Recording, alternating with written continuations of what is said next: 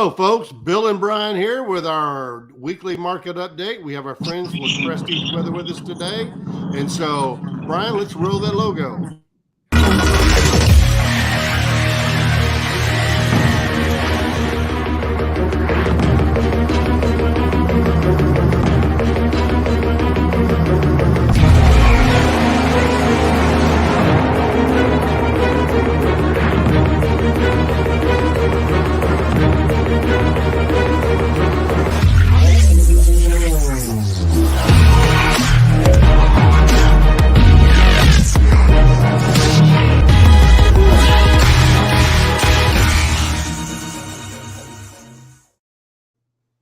Hello, folks. Man, we're happy today to have Ashton and Brendan with us here from Prestige Weather, and we're going to get to them in just a moment. But, Brian, where do we want to start with this? How about some news? Well, listen, first off, with Brendan and Ashton, these guys are weather experts. And so we are going to dive into the mythology and the expectation of some potentially changing weather patterns for the winter based on the woolly bear caterpillars. So anyway, if you want to read up on that, there is a prediction that Bill, why don't you tell us what it means? So really, the woolly bear caterpillar index will be isolated here at Energy Rogue. And so the woolly bear caterpillar means the more black, the colder it's going to be, the more rust, the milder it's going to be. And so if you have a woolly bear caterpillar in your yard, you can just turn off your weather at the house. Just pay attention to Energy Rogue's index, woolly bear caterpillar index, and we'll see if Prestige Weather can outdo the woolly bear caterpillars. I'm going to be honest, guys. I think that damn caterpillar is going to put us out of business. So I don't know. I think you guys are onto something. We're pretty sure the National Weather Service is listening, so they're probably going to shut this down. We're probably not going to get many people on here. If you're watching, go ahead and let us know, because we want to make sure that's what's happening. So we've got Brendan and Ashton with Prestige Weather. We're going to dive into that a little bit. Brendan is in his Chicago Bears camp, and you can see his colors in the background. Ashton is heading on the road and trying to put miles on his tires, because they said you have to put a certain number of miles on the tires. So that's what he's doing right now. So Ashton, how's your drive going? It's going good, pretty smooth. You know, sometimes it can be a lot of people on the road here, but it's been very quiet, so I'm thankful for that. I am not trying to put miles on my tires. It's actually, it's a difficult thing, since I've been doing this drive a lot, as I mentioned to you guys earlier, and driving a lot more. I've had to replace a tire already, got a nail in it, and there's just been, tires have been just a bad problem for me recently. So sour subject. I mean, hey, you're not just going to get a weather report, but also a traffic report as well. It's the best of both for worlds. Sure. Right. Yeah. The road conditions are dry. I'll say that. Well, we're glad, and as long as it's hands-free, we'll allow it. Because if it was not hands-free, we would force you off the call. But anyway, so Ashton and Brendan are going to talk a lot about this upcoming winter and what that might mean for natural gas prices. But why don't we dive in? Why don't we dive in with a few news stories? Let's see. The EIA is expecting natural gas output to rise 5% in 2023 on the Permian push. I don't see this at all. We'll get into this when we talk a little bit about the fundamentals, but that is a statement I don't agree with. Bill, your thoughts? Yeah, that's a lot of natural gas to be coming up. So I always, when they use a percentage, I want to know, is that 5% additional Permian output? That I could agree. I could see that Permian could go up by 5%. Right. But it's going to take some rigs. But if he's talking about the total 5% of the total production of the U.S., yeah, I don't think that's happening. So it depends on where you go for your 5%. And without rigs, nothing's rising. Yep. And conversely, Wall Street Journal, natural gas futures rise as fundamentals remain strong. If you look at natural gas news from day to day, it's gonna flip flop. It's gonna change. Let's take a look at what has happened. We went all the way up from roughly 350, 344, 45, all the way down and got close to $3, but have kind of stabilized here. We have our own expectations. If you want to learn a little bit more about our expectations and what that might mean to what that might mean for the winter, we're going to talk about how weather is going to impact natural gas, but we actually have some fundamental bias on production, consumption, and what the forward outlook is for 2024. If you want to find out a little bit more down below, you can click, you can join us. And what we're going to talk about now after that is, well, we'll take a look at the technicals. So when I take a look at the technicals, $3 is kind of your support, 324. There is a key level around 312 and 315. So that's a key level. We do have this gap up here, which I have a personal opinion on that we're probably going to close that gap this week. We're not financial advisors, but what we offer is we offer a service for $89 a month so that you can be a little bit more educated on the natural gas, crude oil, natural gas liquids, and refined products market. We have a platform that has over, Bill hates when I use that word, over 150 charts that are packed into energy analysis on supply, demand, imports, exports, storage, stocks, everything that you might want to know so that you can project, you can predict what's going to happen in the market from a fundamental basis. And we do add our technical perspective at the beginning of the week. And at the end of the week, we have a video. And in between, we have a Discord. So we have interactive conversations about price direction and so on and so forth. But let's actually get to the building blocks. On the supply side of the equation, we are at about 101.3 BCF a day. Let's take a look at what that means on the supply side. And it's got to load up. So, Brian, while it's loading up, I was going to tell you that this is why I don't believe the Permian deadline. That means that they'd have to have 5 BCF come on. Well, I mean, so that 5% can't be the total production. In December, we oscillated between 99 and 100 BCF a day.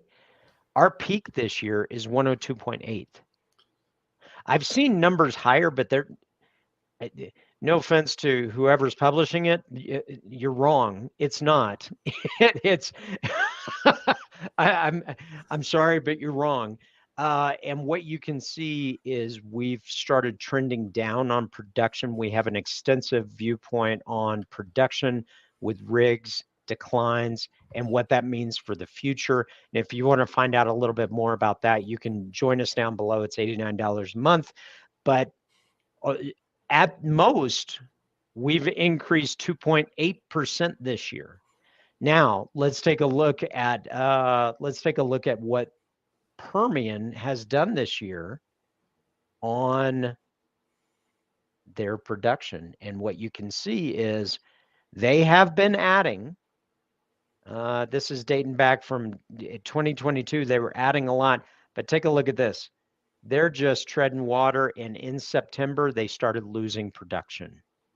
So Permian is not adding production anymore. We'll get into kind of an extensive rig analysis and whatnot, but you can essentially see it from new production being brought on, which is a function of new rigs. And what you can see is the new production being brought on is dropping, and that's below our declines. So when we take a look at the fundamentals and I take a look at the technicals, I'm thinking up, up, up. There is a possibility we may go back down to the 2s.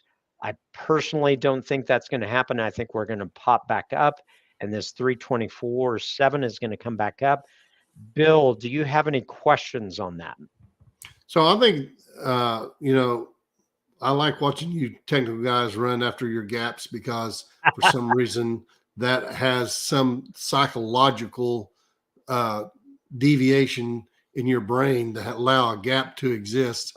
And so you have to go fill it. We won't go any further than my prognosis about that. But the fundamentals make it remain strong. I think a lot of things coming down is people playing in the financial market. But once again, fundamentals usually win out on that. And I think we'll see it begin to rise. It may take till the end of October, first week or so in November, but I think we'll see a pretty strong rise. And I'm still with my end of the year deal that's almost $4, not quite. I don't see it. I don't think we'll get to $4, but I think we'll see the strong threes.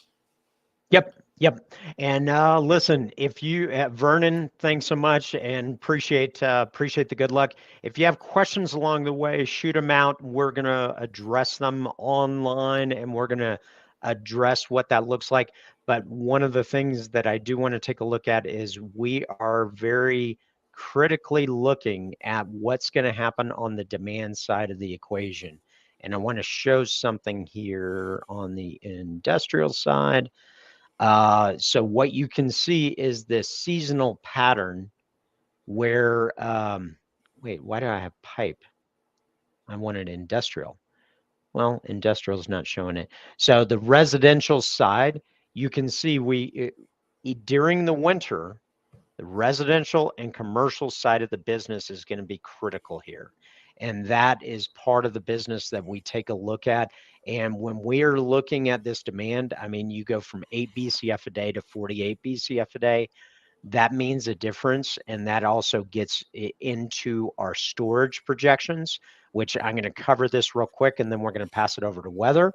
But our storage injections over the last 3 weeks has been really, really small, relatively speaking to history. These have been higher than where we have been, but this is not a good place to start the winter, in my opinion. So I think if we have a strong winter, I think price is going to go up significantly. And Bill, any thoughts on storage? I think we're still going to be that. I think it's still going to be just below 3.8 TCF. That's not a bad storage level to be at for an average winter. We get a little bit cold weather, and the woolly bear caterpillars goes all black. We could be in trouble in storage. But the key is, when we're talking about storage internationally, Europe is approaching their peak storage fill. However, with some of the international conflicts that are happening in Israel, Hamas, and strikes in Australia, there's been a lot of disruption on the LNG side. But let's be clear on something. We can only export a certain amount of LNG, and we're almost exporting all of it. Last week's number, we're close to about 13 BCF a day. We're up over 14 BCF a day, and I expect that to just be capped out at that 14 BCF a day. This winter, if we have a winter and we have a strong weather pattern, a lot of people are getting relaxed and comfortable that El Nino is going to bring a warm winter. But let's bring in our experts. We got Brendan and Ashton with Prestige Weather here, and if you haven't checked them out, they offer so much for only $5 a month, and it's insane. You get access to their weather predictions, and you can look at forecasts from the National Weather Service. You can look at forecasts out there. But these guys take a hard look at the numbers. They take a look at all the different weather models, which if anybody has seen a hurricane tracking map, there's so many different models out there. These guys look at the model. They know the biases of each model. So please look into them. So Brendan, is natural gas going to go up or down? What do I do? What do I do? If I'm saying it all depends on weather. Well, I'm just the meteorologist, guys. I would leave that up to you to make that decision. But but listen, hey guys, I appreciate the intro, and myself and Ashton appreciate you guys having us on for the last few times. Really appreciate it. Really for the season itself, I want this discussion to be sort of two things this time around. The first one is going to be about sort of the short term over the next few weeks, looking at sort of the pattern that we're in. And you're going to find that there's quite a bit of temperature fluxes that we need to address. But overall, in the second half of the discussion, we're really going to focus more in on the El Nino part of it, right? More of that, the pattern itself going into this season. So let's begin first as advertised and just kind of looking at our current jet pattern at the moment. And then I'm going to point out a couple of these temperature anomalies that I referred to. So these red lines, as I've talked about during the last couple of streams, this is what we refer to as our 500 millibar jet. This is the jet stream level that you see all the time on TV. And as you can see right away, we have sort of this roller coaster look to the entire jet stream pattern. So how we dissect that, we have a upper level ridge out towards the West Coast, producing some pretty above average temperatures for places like the Central Valley of California, getting back towards the Four Corner states. We then have a trough out towards the upper Midwest, bringing some rainfall to the lower Great Lakes, a ridge sort of in between that as well, and then yet another trough. This is what in meteorology we refer to as a progressive pattern. Why is that important? Well, when you have a progressive pattern, as I just mentioned, under a ridge, you tend to correlate more with higher temperatures, right? So our warmer temperatures, as I mentioned, are out towards beneath the ridge is warmer and above it is cooler? Correct. Exactly. Okay. So in the case of the trough, right? So this trough located over the upper Midwest, this would be the opposite of that because it's bringing cold air down from the northerly latitudes. Okay. So what that means for us here in the short term, and I'm going to show some models here in a second that address sort of the temperature anomalies here over the next couple of weeks, is that in a place like, say, Northeast that are experiencing temperatures right now in the 50s and 60s, it's going to then decrease as we sort of move this trough eastward to where we have cooler temperatures, but then that's going to progress a ridge, warm them up. So we're going to constantly see this cooling, warming over the next several weeks. Guys, this is very common for this time of year, regardless of if we're talking about El Nino or La Nina. If we have, as we decrease our daylight, as we get towards winter months where we have less daylight during the day, we tend to get into this transitionary period between both our summer and our winter. It's exactly what we're seeing here. So right now, our jet stream pattern is sort of in a flux. But as we start to transition towards those winter months of December, January, February, we're going to start to see more of that frequency like we'll talk about in the second half of this conversation. We're going to start to see some of those colder temperatures really set in frequently across the northern half of the United States, those slightly above average temperatures and precipitous conditions across the south going up towards the Northeast and New England. No, wait. So what time period were you referencing? You were talking about cooler temperatures on what time period? So if we were to use the example of the Northeast, we're talking more so about just within this next week. Right? Okay. Because it's very, very short term. I mean, we're talking about the next few days. Now, which is critical because the next couple of weeks are when we have our final balance for storage for the winter. So the next couple of weeks, the northern hemisphere is going to be a little cooler, and then we have a cooler, warmer. That flux, right. And now what you're going to see on this map here, I'm going to transition over to the GFS, some of the model output to really sort of illustrate this. Okay. In the short term, we're not going to see large swings. But what's going to help with it being more of the larger temperature fluxes over the next couple of weeks beyond next week is once we start to get a snowpack up here in the Canadian provinces. Let me actually start first with that. I'm going to call an audible here, guys, for a second, because this is actually really important to sort of what I'm about to get into with the temperatures. So, by the way, the product we're using, guys, is called Weatherbell. Shouts out to them. We have the commercial license, so we're able to share this with you guys. A large library of products we can pull from. The one that I'm showing here is what's called the ice and snow cover. This goes back over the last 3 years. Why this is important is because once we start to get a snowpack up towards the Canadian provinces, which typically happens like beginning of November, that's when we start to see colder air coming from the northern latitudes and advecting southward. Why is that? It's a concept called albedo. Simply put, as I get a snowpack to cover a surface, I have incoming solar radiation throughout the day that reflects off that cold surface and thereby cools the air above it.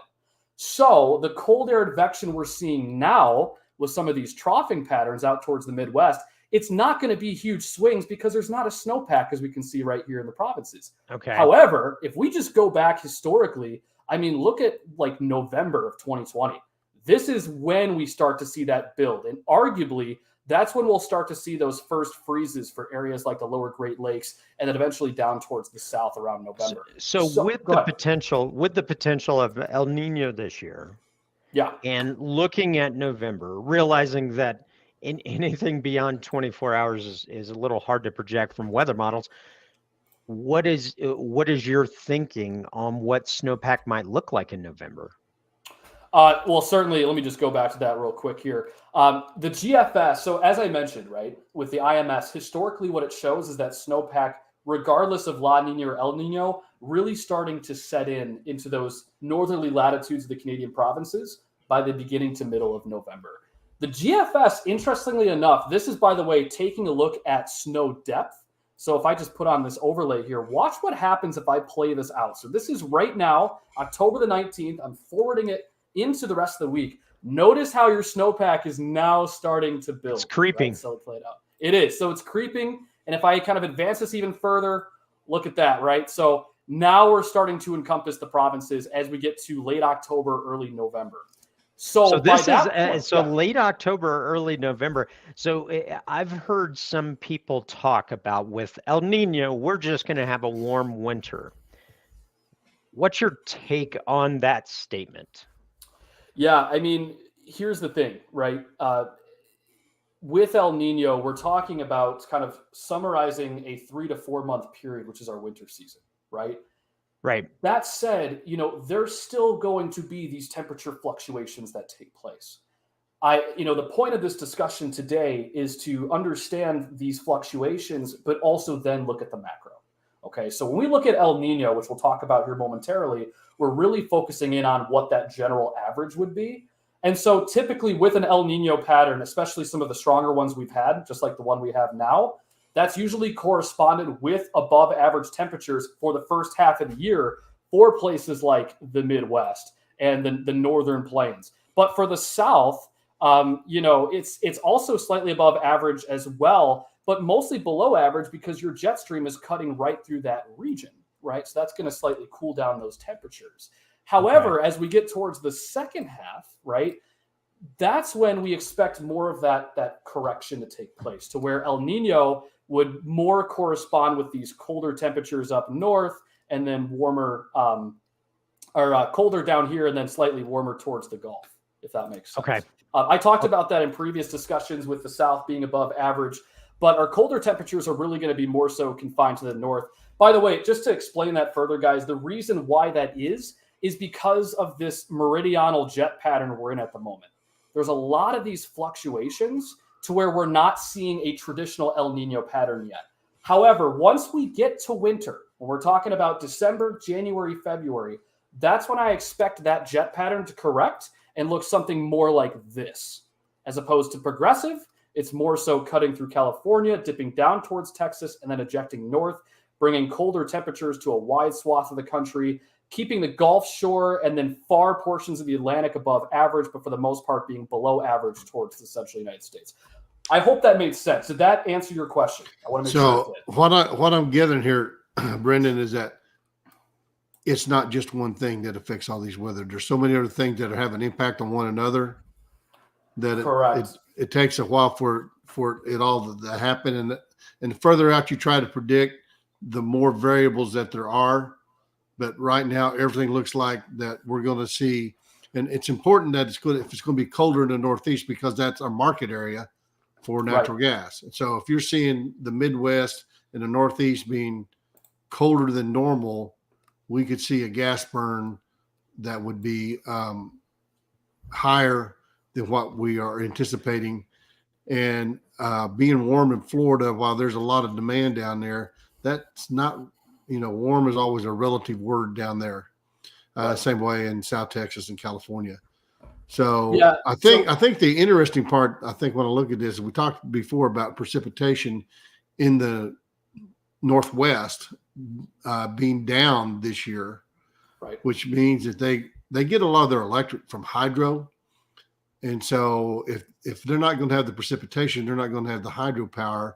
And so now I'm beginning to wonder whether they're going to be picking a larger pool on natural gas for California for their electric load. So can you talk about that dryness in the Pacific Northwest for a second?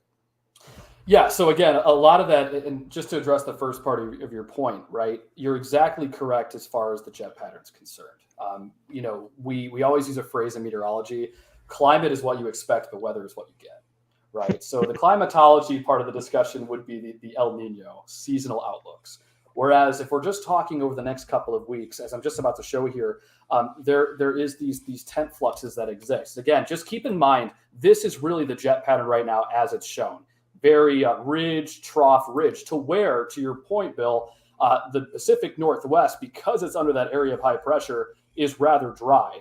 Although it has been getting some precipitation here over the last week or so, because we've seen this jet sort of expand, contract. So what's sort of complex about the current pattern we're in right now, guys, is it's not been sitting in this constant sort of ridge, trough, ridge pattern to where the Northwest is dry. We saw last week that we were actually the opposite. It was inverted. We actually had more of a trough, ridge, trough, to where the Northwest was arguably, slightly warmer even and more precipitous. And so those colors, just a clarification, those colors are versus normal, right?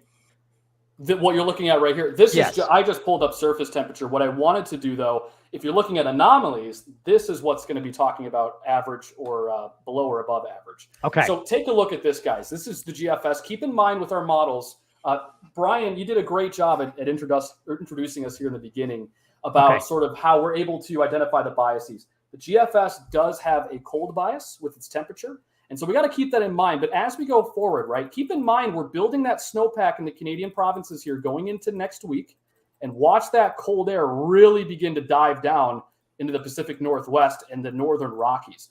This has been an area, by the way, that currently does have a snowpack. We had a couple of snow systems move through the region there in the last 2 weeks, and that was aided in some freezing temperatures out there. If we were pulling up HDD, CDD, the winner of the HDD metric was certainly the Rockies.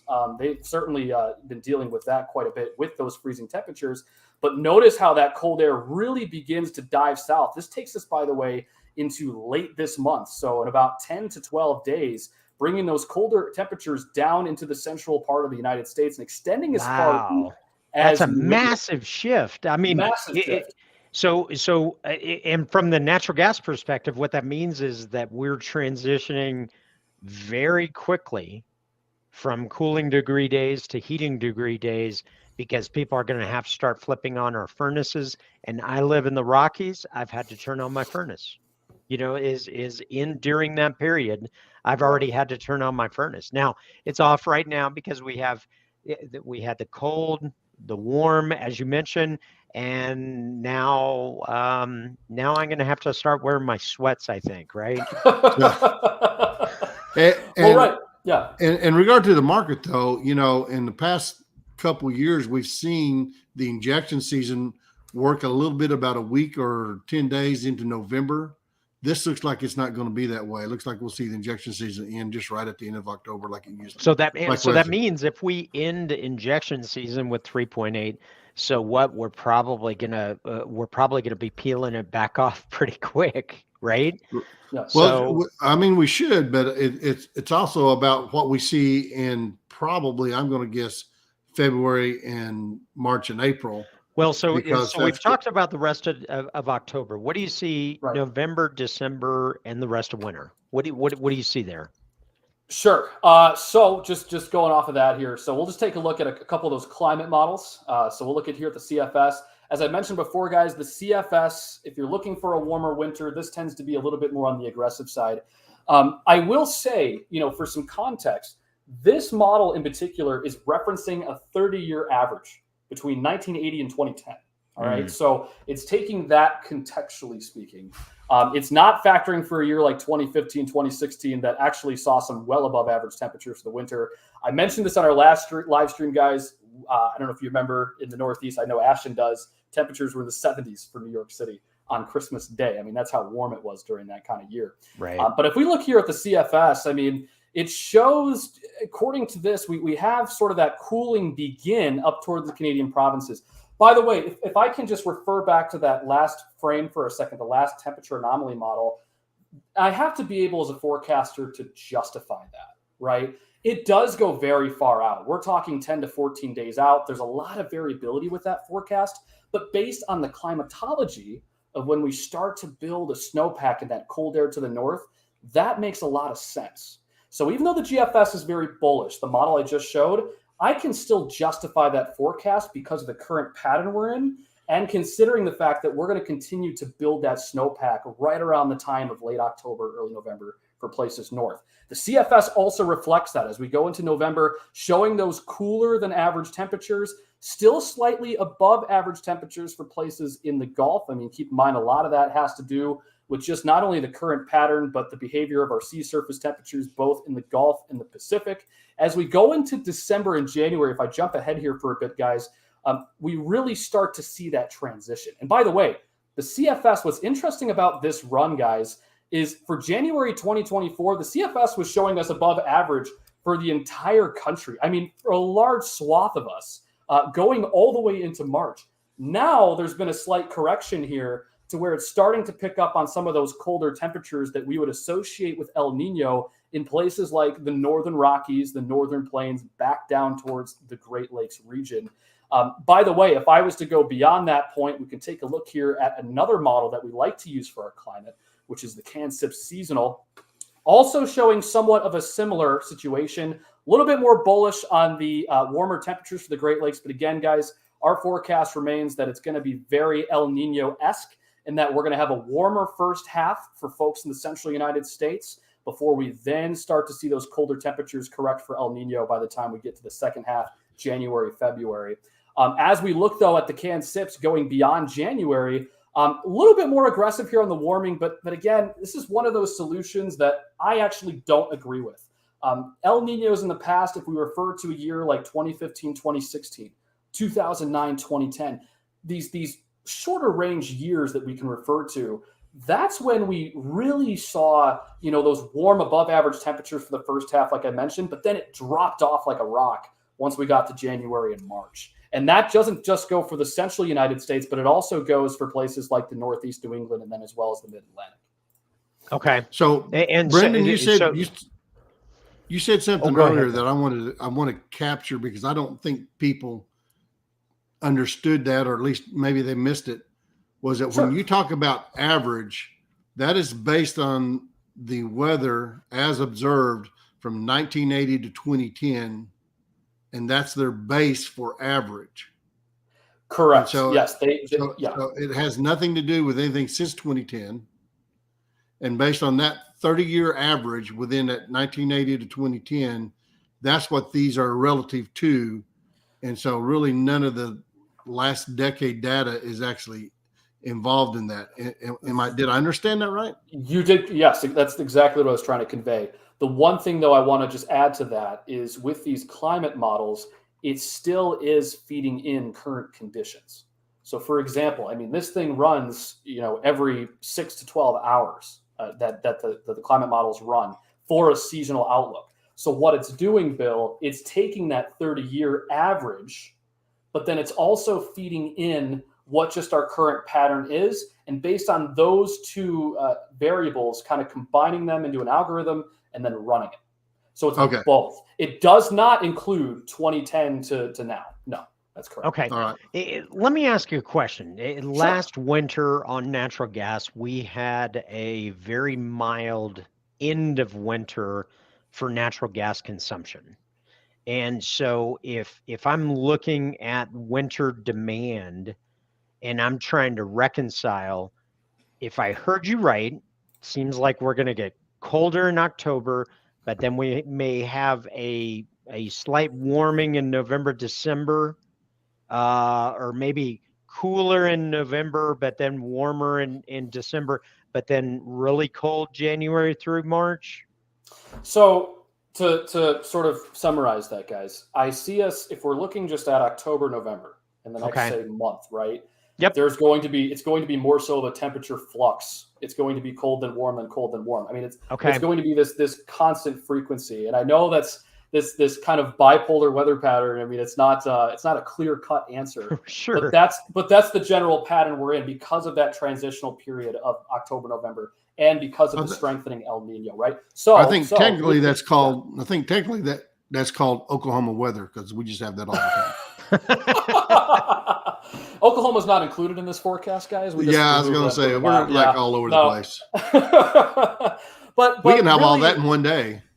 Yeah, but so from, and that's why, going into this conversation, guys, I think it was really good that we did it to where we address the short term, but then the long term. The short term for October, November is really going to be this fluctuation between above average and below average for a large swath of the country. There's not one area that's going to stay constant, because when you have that meridional jet stream pattern, it's going to cause those temperature fluctuations. Once we get into December, January, February, especially January, February, that's when we're going to really start to see this jet stream correct and see more of this type of El Nino jet. This jet that I keep drawing with my arrow, this is your rule of thumb for El Nino, and that's something we typically see in a strong El Nino year. That I don't expect to set in until January, February.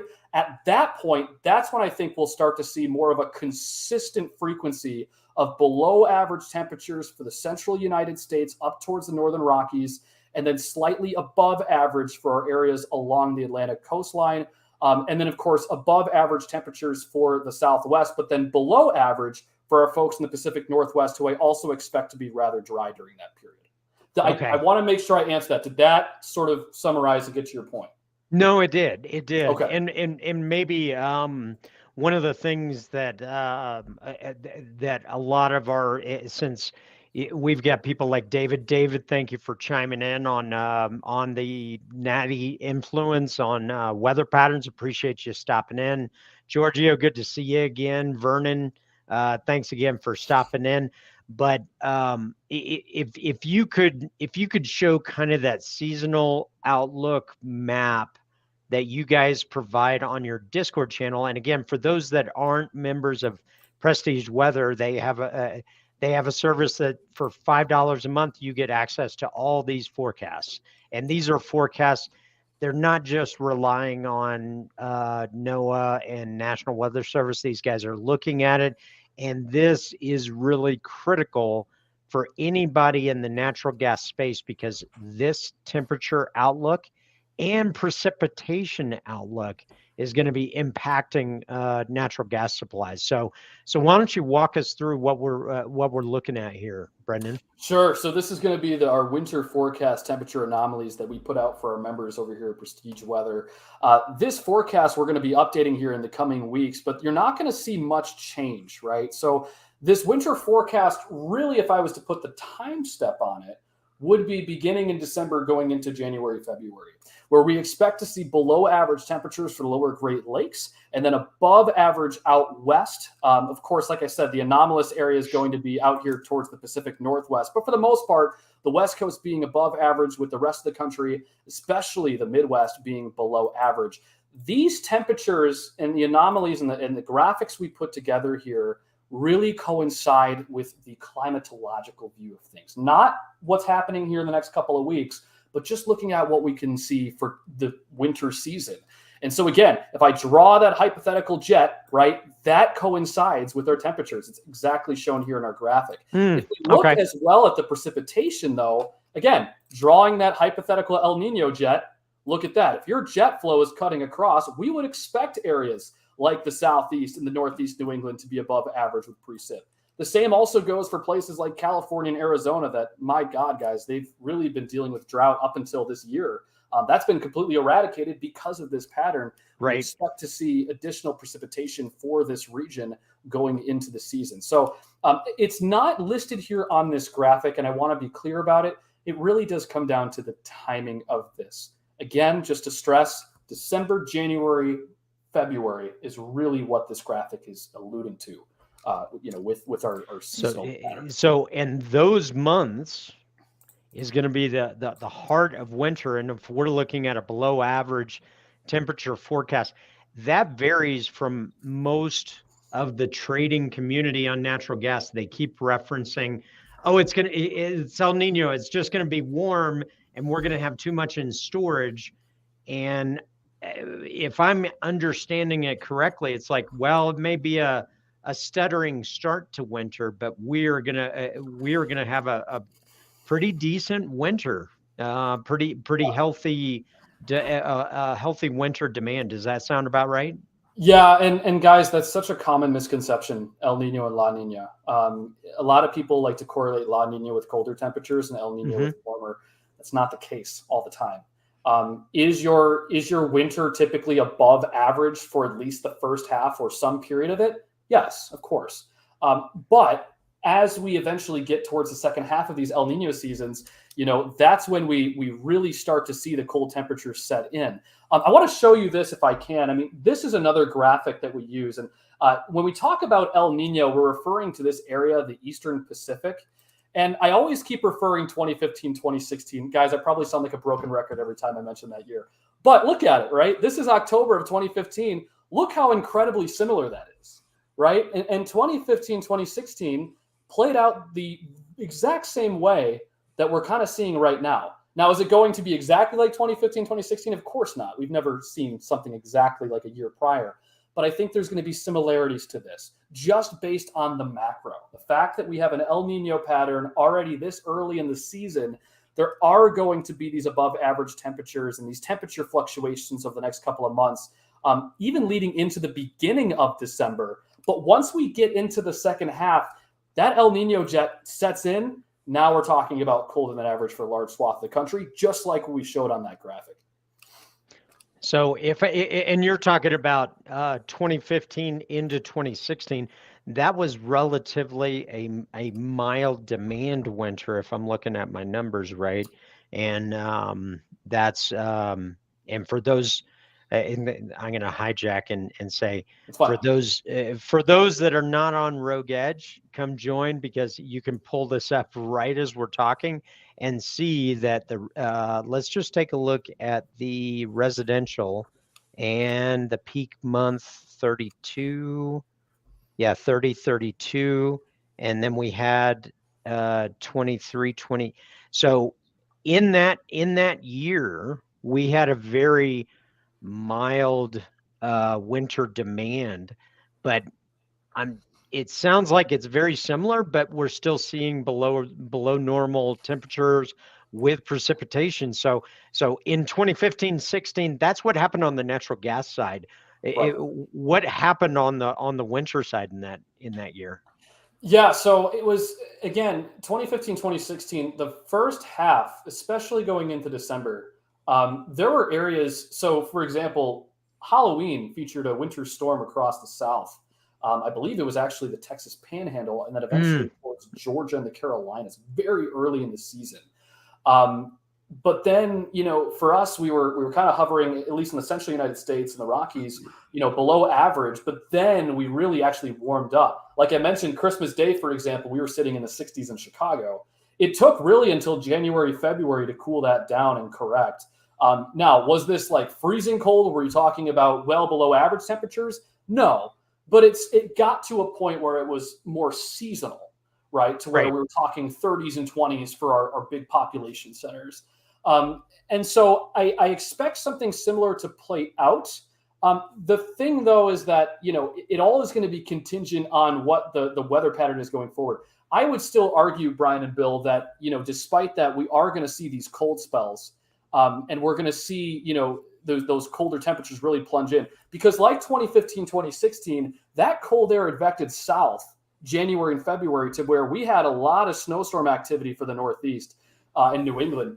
And there was a lot of people that lived in those regions that were like, oh, it's not going to snow this year. We're sitting in the 70s on Christmas Day. Well, a month or two later, they're getting a bunch of snow. So I certainly expect that to play out still. That's why I keep referencing the first half being above average, because a lot of similarities in terms of our other variables like sea surface temperatures, current jet pattern we're in, coincide very well with 2015. Okay. And that makes sense. So listen, is there more that you wanted to present, or do you want to just have a little Q&A and then we'll kind of wrap up? Or you want to let Ashton weigh in since we kept him quiet? That's all. Yeah. We'll have Ashton weigh in. I want Ashton to tell us his experience with the woolly caterpillar. I want to hear. I want to hear what he's thinking on that. Yeah. So for those of you that were there for the live stream that we had, I guess it was maybe about a month ago now or a couple of weeks ago, we did have a little discussion about the woolly mammoth caterpillars, or whatever they're called, woolly caterpillars. I've always felt like that there was lack of evidence to suggest that those have any say in what the winter is going to be. Like, how could a caterpillar, how small is that caterpillar's brain? You got to think about it. Like, how would it know? Like, what is the cause of why that would impact the weather? I don't really know. But I will say that we had that discussion. I ended up going to Pennsylvania about a week ago now.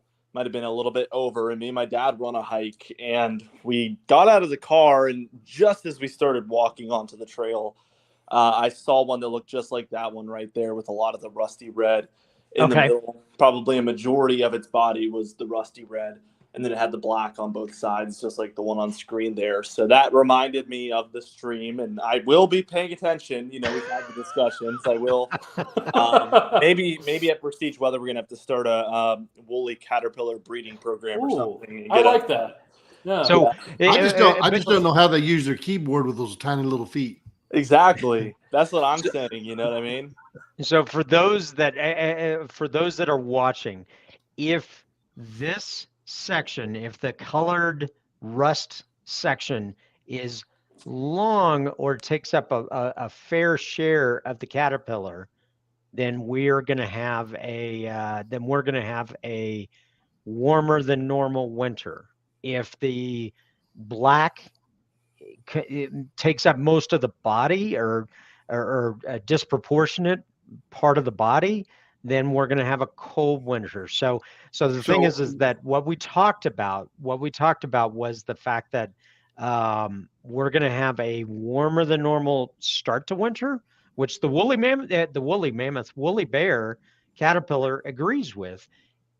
But then what the weather patterns and what the math is saying, what the science is saying, is look out that we're going to have a pretty healthy winter starting in December, getting rolling, and then the rest of winter. So Brian, I think we'll need a little bit more evidence than one woolly bear caterpillar in Pennsylvania.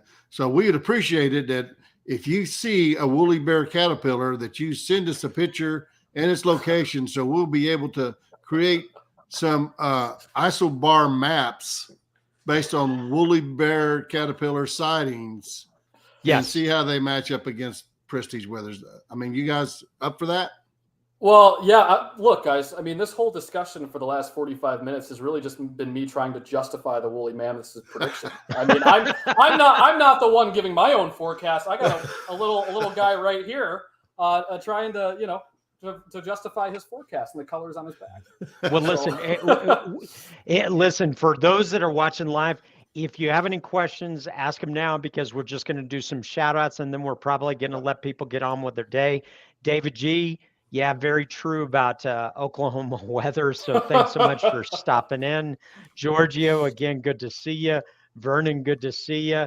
And we really appreciate you coming in. So the main thing is that Prestige Weather is $5 a month. You get access to all these forecasts, and these guys are looking at the forecasts. They're not just relying on public data and just republishing it and making it look pretty. These guys are looking at the models, and it's only $5 a month.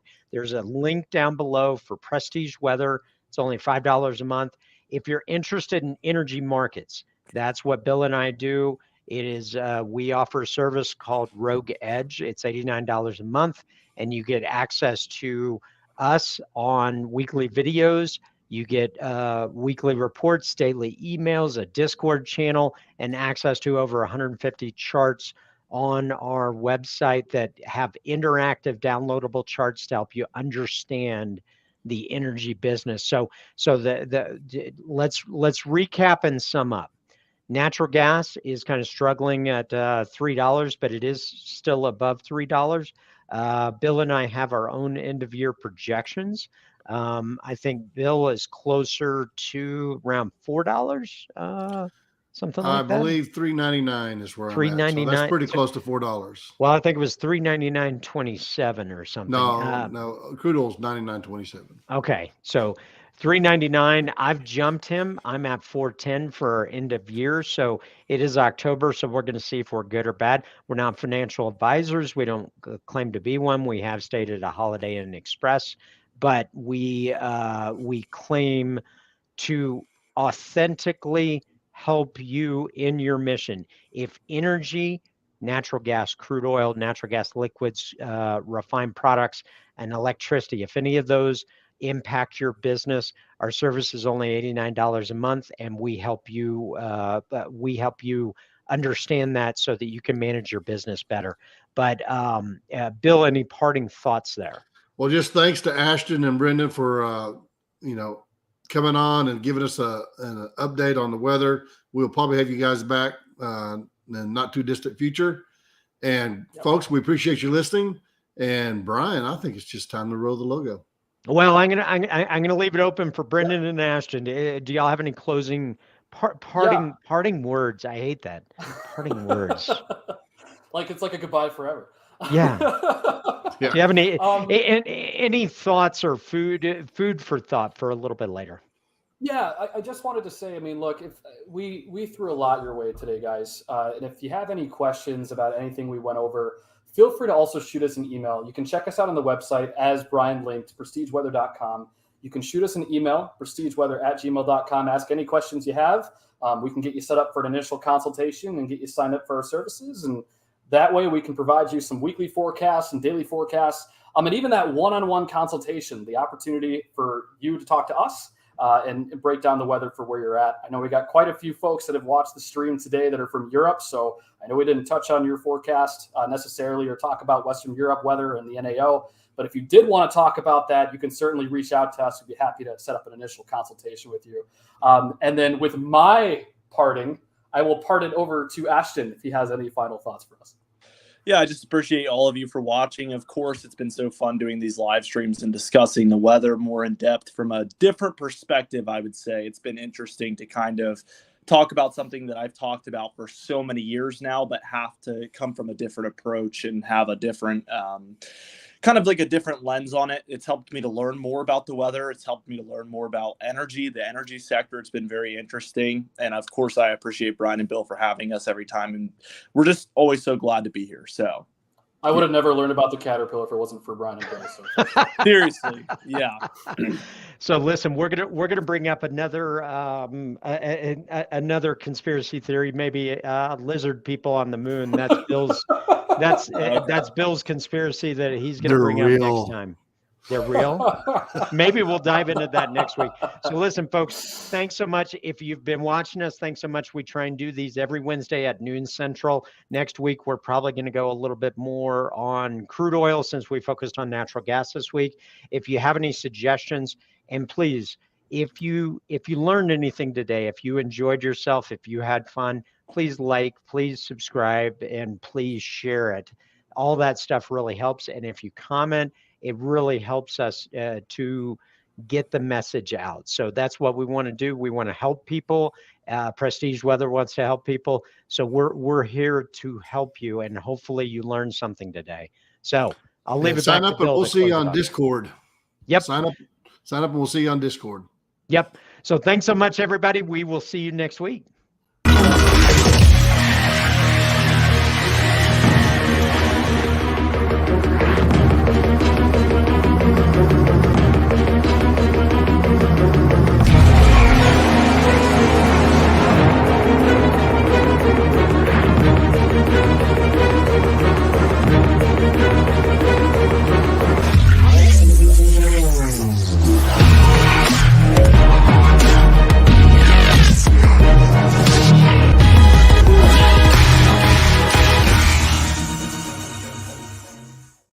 Plus, if you sign up, you get like a free T-shirt.